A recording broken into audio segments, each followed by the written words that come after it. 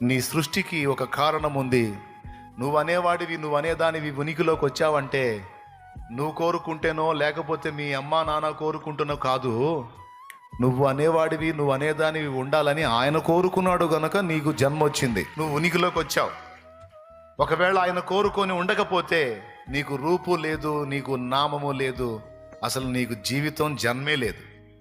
కొంతమంది వాళ్ళ జీవితంలో ఎదురయ్యే సమస్యలను బట్టి, శ్రమలను బట్టి తరచుగా ఈ మాట అనుకుంటారు, నేను ఎందుకు పుట్టానో అర్థం కావట్లా, అసలు నేను ఎందుకు బతుకుతున్నానో అర్థం కావట్లా, అసలు ఆ దేవుడు అనేవాడు నన్ను ఎందుకు చేసి భూమి మీద పడేసాడో నాకు అర్థం కావట్లా, ఈ జన్మ లేకపోతేనన్నా బాగుండేదని అప్పుడప్పుడు డైలాగులు వేస్తుంటారు.